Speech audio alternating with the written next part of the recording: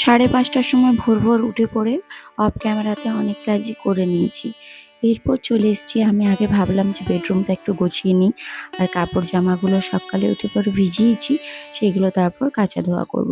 তো এদিকেতে চিকুর পাপা চিকুও অনেক জলদি জলদি উঠে গেছে। এখন খুব একটা দেরি পর্যন্ত শুয়ে থাকা যায় না, গরমটাও অনেকটা পড়েছে। আর আমি বেশি রাত অবধি এসি চালিয়ে রাখতে দিই না, অফ করে দিই মোটামুটি 1:30-2টোর দিকে বন্ধ করে দিই এসিটা। তারপর যে ঠান্ডাটা থাকে রুমটাতে, সেটাতে মোটামুটি সকাল তক আরামসে ঘুমানো যায়।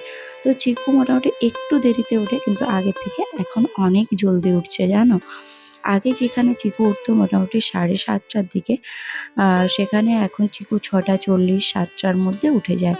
আর এটাই যথেষ্ট, এর থেকে আগে না উঠলেও হবে, ছোট বাচ্চা তো ঘুমানোরও প্রয়োজন রয়েছে। তো আজকে সবাই উঠে পড়েছি মোটামুটি 6:10-15-র মধ্যে। চিকু আমাদের সাথেই উঠেছিল, যে কারণে আমারও কাজগুলো করতে কিন্তু সুবিধা হয়। সকলে একসাথে উঠলে বেডটা গোছাতে সুবিধা হয়।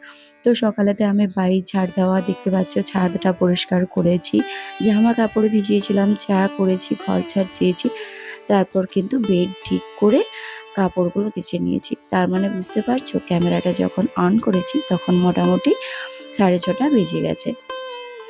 গুড মর্নিং বন্ধুরা, সকলে কেমন আছো? আশা করি সকলে খুব ভালো ও সুস্থ আছো। তোমাদের সকলের ভালোবাসায় আমিও ভালো আছি। তো আমি পূজা, আমার নতুন আরও একটা ব্লগে তোমাদের সকলকে জানাই অনেক অনেক স্বাগত, অনেক অনেক ভালোবাসা। তো চলো আজকের ব্লগটা এখান থেকেই শুরু করছি। আর আজকে হলো গিয়ে রোববার, আর মা বাবা নেই বাড়িতে, অনেকটাই চাপ রয়েছে আমার কাজের, একা হাতে সমস্ত কিছু সব দিন করতে হয়। তা হলো বাইরের যে বাইরটা থাকে, মা অনেক সময় ঝাড় দিয়ে দেন বা বাবা দিয়ে দেন। তো সেগুলো সব বাড়তি কাজ রয়েছে, পুরনো বাড়ি ঝাড় দেওয়া সমস্তটাই তোমাদের সাথে ভেবেছি এই কয়েকটা দিনের মধ্যে শেয়ার করব। আমার পুরনো বাড়ি কেমন অনেকেই জানতে চেয়েছিল, আমার আগের ব্লগে সমস্তটা ভেবেছি দেখাবো। আর সামনেই রয়েছে আমাদের মহাপ্রভুর হরিনাম সংকীর্তন। সকাল সকাল দেখো চিকুর পাপা দুনিয়ার সবজি বাজার উঠিয়ে নিয়ে এসছে। মানে যখনই বারণ করি যে এত বেশি কিছু আনবে না, তাও নিয়ে চলে আসে। তো চলো তোমাদেরকে দেখাই যে কী কী সবজি নিয়ে এসছে, পুরো বাজারটাই উঠিয়ে নিয়ে এসছে। চিকু সোনা তোমাদেরকে হাই করছে।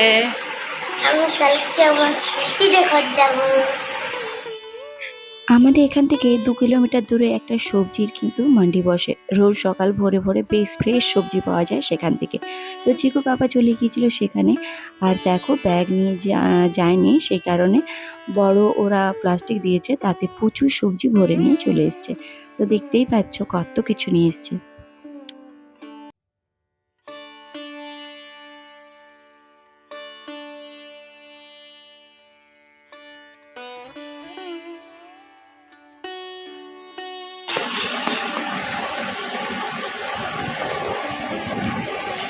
তুমি কি সবজি বিক্রি করছো নাকি? সবজি বিক্রি করবে? আচ্ছা, কি কি সবজি আছে তোমার দোকানে?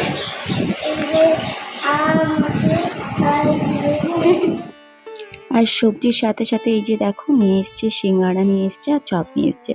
নিজে চপ দিয়ে মুড়ি খাবে, আর আমার আর ছেলের জন্য 2টো সিঙ্গাড়া নিয়ে এসছে, আর সাথে নিয়ে এসছে এই যে জিলিপি। আর সত্যি বলতে এখানে জিলিপিটা এত ক্রাঞ্চি, এত ভালো লাগে খেতে। আর টক টাইপের যে জিলিপিটা হয় সেটা খেতে আমার কিন্তু মোটেও ভালো লাগে না। তো চলো আমাদের সকালের খাওয়া দাওয়া মোটামুটি কমপ্লিট। চিকু সেরকমভাবে কিচ্ছু খেলো না, তো ভাবলাম কি চিকু সোনাকে দুধ হরলিক্সটা দিয়ে দিই। আর আজকে কি হয়েছে বলো তো, দাদাভাই সকালে ভোর ভোর যে দুধ দিয়ে গেছিলো, তারপর কিন্তু আবার এসে দুধ দিয়ে গেছে। তার কারণটা হলো কি গিয়ে, ওরা থাকবে না আজকে, তো আমাকে বললো কি দুধটা তুমি বিকেলেরটা নিয়ে নাও একইবারে। তো ঠিকই আছে, আমার তাতে কোনো অসুবিধা নেই। তো এই দুধটা আমি একদম সকালেতে গরম করেছিলাম, তো ভাবলাম কি চিকু সোনাকে সেটা একটু গরম করে দুধ হরলিক্সটা দিয়ে দিই, তারপর ওটা কিন্তু ফুটিয়ে নেবো ওর সাথে। তো এটাও আরও দিয়ে গেছে। আর কি বলো তো, আমরা তো গ্রামাঞ্চলের মানুষ, আর আমাদের কাছাকাছি ওই দাদাভাইয়ের বাড়ি, খুব একটা দূর নয়। তো দাদাভাই ক্যানে করে নিয়ে এসে পরে বাটিতে ঢেলে দিয়ে যান, আমি আর আলাদা ক্যান করি না, তাতে আমার ধুতেও সুবিধে হয়, আর আমি চটজলদি তো ফুটিয়ে নিই সেই কারণে। তো এদিকে চলো দুধ হরলিক্সটা দিয়ে দিই। দুধ দিয়ে দিয়েছি আর সকাল সকাল রান্নাটা একটু সেরে নিচ্ছি। আর সকাল নেই এখন, মোটামুটি 9:30 বাজে। 9:30টার সময় রান্নাটা বসিয়ে দিলাম। রান্না বান্না রয়েছে, পুজো রয়েছে, সমস্তটাই তো একা হাতে করতে হবে, সেই কারণে। এদিকে কিন্তু আমি কি করছি সমস্তটা কিন্তু ক্যামেরাতে দেখাতে পারিনি। তার কারণটা হলো মাঝে কিন্তু লাইন চলে গিয়েছিল। আর তোমরা জানোই আমার কিন্তু লম্বা স্ট্যান্ড নেই। সেই কারণে রান্নার সময়ের ভিডিওগুলো সমস্তটাই আমি হাতে ধরে করি। তো আমার অনেকটা অসুবিধেও হয়। কি আর করব, এখন যতদিন না নিজে নিতে পারছি সেরকমভাবে টাকা পয়সা রেখে। তো চিকুর পাপাকেও বলা যায় না, একটা ছোট স্ট্যান্ড কিনে দিয়েছে, ওটাতে অনেক ভিডিওই করি। আর যে লম্বা জায়গার ভিডিওগুলো করতে আমার অসুবিধে হয়। তো এদিকে চলো আমার রান্নাবান্না করা কমপ্লিট। ঘরদোরগুলো ভালো করে মুছে নিয়েছি। তো আমি স্নানে যাব। তো একটু গ্লুকন-ডি খাবো। শুধু জলটা ভাবলাম খাবো না। তো চিকু সোনা বলছে আমাকেও দেবে। তো এখানে চিকু সোনাকেও দেবো, তার জন্য করছি আর নিজের জন্য। তো দুজনেই খাবো। তারপর আমার পুজো রয়েছে, অনেক কাজ রয়েছে, সমস্তটাই তোমাদের সাথে শেয়ার করব। আর আশা করি তোমাদের আমার ভিডিও ভালো লাগছে। যদি ভালো লাগে তবে প্লিজ ভিডিওতে একটা সুন্দর দেখে কমেন্ট ও লাইক করে দিও। অনেকে ভিডিওটা দেখো, কমেন্ট করো, কিন্তু লাইক করতে ভুলে যাও। তো প্লিজ ভিডিওটাতে অবশ্যই লাইক করো, এতে কিন্তু আরও উৎসাহ জাগে নতুন ভিডিও তৈরি করার তোমাদের জন্য। আর সত্যি বলতে একটা ভিডিও তৈরি করতে কিন্তু অনেকটাই পরিশ্রম হয় আমাদের মতো গৃহিণীদের। সমস্ত কাজ, তার সাথে সাথে ক্যামেরা, ট্রাইপড সব কিছু নিয়ে পিছন ভিডিও করা। একদম কমপ্লিট, ছেলে গানের রেওয়াজে বসেছে। আর আমার রান্না তো করেই দিয়ে গেছিলাম। আর এখন আমি চিকু সোনার জন্য আলু ভাজছি। এই যে আলু ভাজতে ব্যস্ত, ক্রিস্পি আলু দেখাচ্ছি তোমাদেরকে, চলো। চিকু সোনার জন্য মাঝে মধ্যে এরকম একটু আলু ভেজে দিই, যেহেতু আজকে ছোট মাছ হয়েছে, তো ওর খুব একটা পছন্দ নয়। এদিকে এই যে সকলকে খাবারটা বেড়ে দিয়েছি, চিকুকে খাওয়াবো। আর আমরা গ্রামের মানুষ তো খুব একটা গুছিয়ে খাবার বেড়ে পরে সুন্দর করে খাওয়া হয় না। তো এদিকে দেখো ডাল, মাছ, আলু ভিন্ডির সবজি, চাটনি, শাক ভাজা, এই হলো আজকে রান্না। আর চিকুর জন্য শুধুমাত্র আলুটা ভেজেছিলাম। আর আমরা কিন্তু ওই দিয়েই ভাত খেয়েছি। তো আশা করি তোমরা বুঝতেই পারছো, মানে এত গরমের মধ্যেও আমার বর বলেছে অনেকগুলোই তুমি রেসিপি করেছো, 5টা করেছি।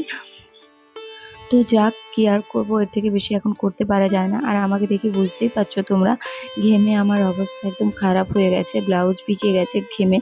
কি আর করবো বলো, এখনো তো অনেক কাজ রয়েছে। এরপর ডাইনিং টেবিলটা মুছবো, তারপর তোমার থালা বাসন ধোবো, সমস্ত কাজ তো পড়ে রয়েছে। তো চলে এসেছি আমি এখন রান্নাঘরে। আগে থালা বাসনগুলো ধুয়ে নেব। আর চিকু সোনা আর চিকুর পাপা ওরা দুজনে শুয়েছে একটুকু। আমিই বললাম যে তোমরা শুয়ে যাও, দরজাটা বন্ধ করে দাও, এসি চালানো থাকে, সেক্ষেত্রে দরজাটা বন্ধ না করে রাখলে হয় না। তো সেই জন্যই আর কি। এদিকে থালা বাসন প্রচুর হয়ে গিয়েছিলো। তার কারণটা হলো কি, গিয়ে অন্যদিন কিন্তু আমি স্নানে যাওয়ার আগে যেগুলো ভিজিয়ে রাখি, যেমন কড়াই, খুন্তি, সেই সমস্তটা কিন্তু ধুয়ে নিই। কিন্তু আজ তা করা হয়নি, কারণ বুঝতেই পারছো একা হাতে সমস্তটা করতে হচ্ছে এখন। দুদিকের বাড়িটা হ্যান্ডেল করি, কারণ এদিকেতে ঠাকুর পুজো দেওয়ার পরে ওদিকেতে যাই আরও ধুনোটা নিয়ে, পরে আরতিটা নিয়ে। তো সেই কারণে আর কি। এদিকে দুপুরে একটু রেস্ট করছিলাম শুয়ে পড়ে। তো এখন উঠে পড়েছি, একটা পার্সেল এসছে, তো পার্সেলটাই আনতে যাচ্ছি। দেখি ফাইনালি কোন পার্সেলটা এসছে, বুঝতেও পারছি না। ঠিক আছে, ফোনটা নেটটা এত স্লো যে দেখতে পাচ্ছি না খুলে। তো চলো গিয়ে নিয়ে আসি, গেলেই বুঝতে পারবো।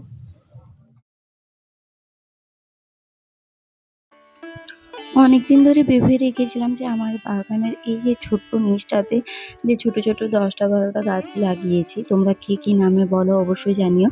তো সেই গাছগুলোর পাশে সুন্দর করে একটু ডিজাইন করব, ইট দিয়ে কোনাভাবে যে সকলে করে, সাদা কালার অ্যাপ্লাই করে দেখতে সুন্দর লাগে, সেরকমটাই করব ভেবেছিলাম।